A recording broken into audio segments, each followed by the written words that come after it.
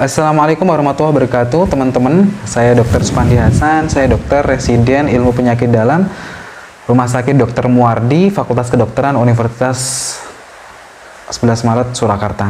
Ada beberapa pertanyaan di sini bahwa ada yang menanyakan bahwa apakah setelah terkonfirmasi positif COVID-19 itu bisa melakukan vaksinasi.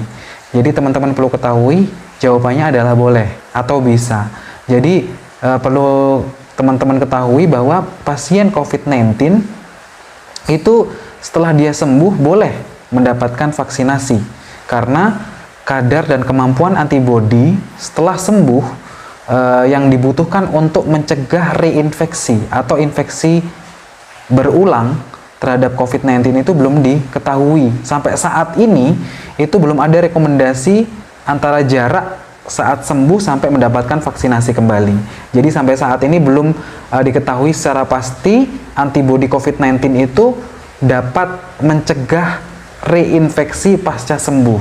Oleh karenanya, di situ ada sebuah rekomendasi dari CDC yang mana bahwa pasien COVID-19 itu ada penundaan untuk mendapatkan mendapatkan vaksinasi COVID-19. Jadi penundaan itu sendiri menurut CDC bahwa pasien yang dia terkonfirmasi COVID-19 dan dia mendapatkan transfusi plasma konvalesen, kemudian mendapatkan terapi antibodi monoklonal seperti IVIG, seperti itu, dia harus melakukan penundaan vaksinasi selama 90 hari atau 3 bulan. Jadi itu, kenapa 90 hari? Kenapa tidak 4 hari, 4 bulan seperti itu? Karena di sini disebutkan bahwa 90 hari itu adalah masa aman untuk pasien itu tidak terjadi reinfeksi dari COVID-19. Jadi itu, kalau peraturan di Indonesia, baik itu pasien yang dia dulu terkonfirmasi COVID-19, dia mendapatkan atau tidak mendapatkan transfusi konvalesen atau terapi antibodi monoklonal, itu tetap diberikan jarak yaitu 3 bulan atau 90 hari. Jadi itu teman-teman. Kemudian pertanyaan berikutnya, dok, apakah saya harus memeriksa titer antibodi saya sebelum vaksinasi? Sebenarnya tidak ada rekomendasi untuk memeriksa titer antibodi sebelum melakukan vaksinasi, karena setelah Anda terkonfirmasi COVID-19 kemudian sembuh, maka titer antibodi Anda terhadap COVID-19 itu akan tinggi.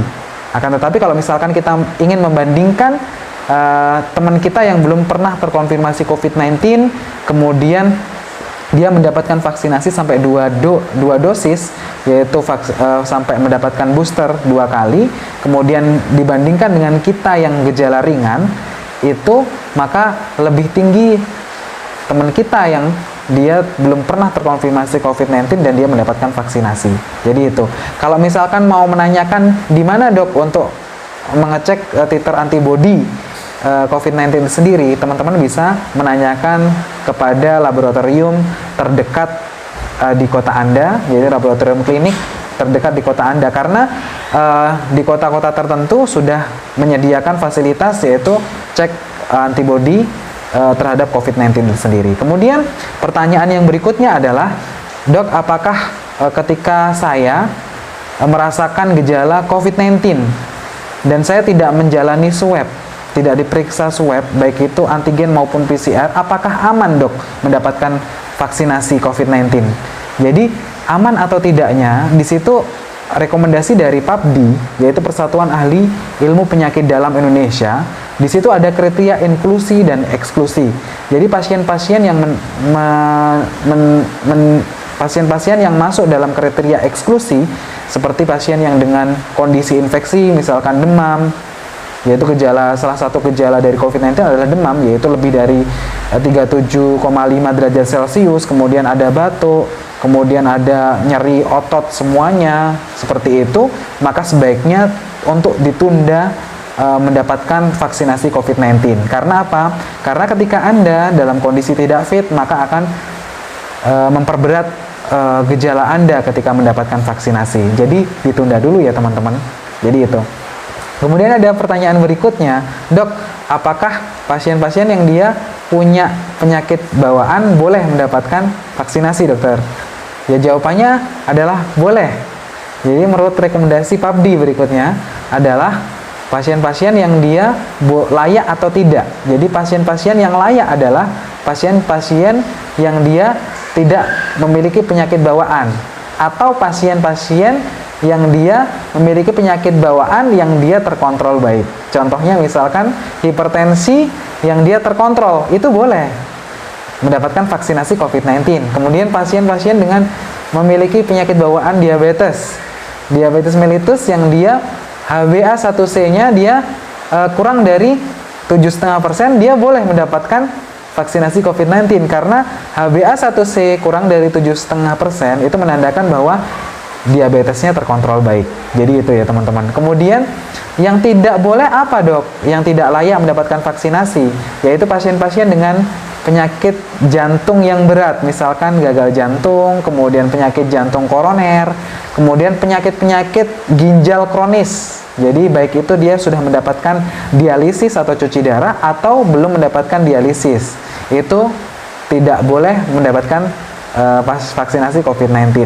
Kemudian pasien-pasien dengan penyintas autoimun seperti lupus, kemudian Sjogren syndrome, kemudian vaskulitis, itu juga tidak boleh mendapatkan vaksinasi COVID-19 karena dia sendiri adalah mempunyai hipersensitivitas. Kemudian pasien-pasien dengan mempunyai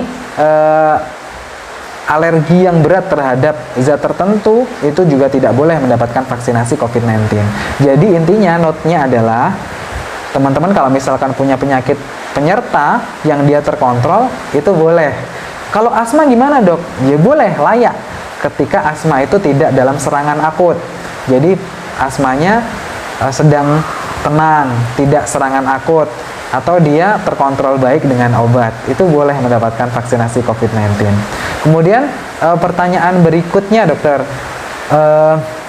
ada yang bertanya apakah oseltamivir itu boleh diberikan pada pasien COVID-19 yang dia gejala ringan dan isoman, dokter. Jadi pada awal pandemi oseltamivir itu memang dipakai untuk terapi COVID-19 untuk antivirusnya. Tapi di rekomendasi terbaru dari 5 organisasi, yaitu Persatuan Dokter Ahli Penyakit Dalam Indonesia, Persatuan Dokter Paru Indonesia, Persatuan Dokter Anestesi Indonesia, Persatuan Dokter Ahli Jantung Indonesia, dan Persatuan Dokter Ahli Anak Indonesia, itu merekomendasikan pada tanggal 14 Juli 2021, jadi terupdate bahwa oseltamivir itu tidak rekomendasikan kembali untuk pasien dengan COVID-19, baik itu gejala ringan maupun sedang atau isoman. Jadi itu karena oseltamivir itu adalah antiviral yang dia fungsinya untuk mengobati influenza baik A maupun B, karena fungsinya adalah menghambat neuroamidase yang dia yang dipakai virus untuk merilis virus-virus baru saat akhir replikasi. Oleh karenanya sekarang tidak direkomendasikan karena manfaatnya tidak ada. Kecuali ketika dokter Anda menyarankan pemberian oseltamivir, itu harus tahu dan yakin bahwa Anda terkonfirmasi COVID-19 disertai infeksi sekunder yaitu influenza baik A maupun B, boleh diberikan oseltamivir. Jadi itu. Dan perlu diketahui bahwa oseltamivir juga memiliki efek yang sangat serius, yaitu dia dapat menginjus yaitu prolongiti atau terjadinya ketidakteraturan atau aritmia dari irama jantung. Jadi perlu diperhatikan pasien-pasien yang dia memiliki riwayat penyakit jantung berat, terutama gangguan irama jantung, tidak direkomendasikan penggunaan oseltamivir untuk diberikan pada pasien COVID-19. Jadi itu. Terima kasih, mudah-mudahan bermanfaat. Assalamualaikum warahmatullahi wabarakatuh.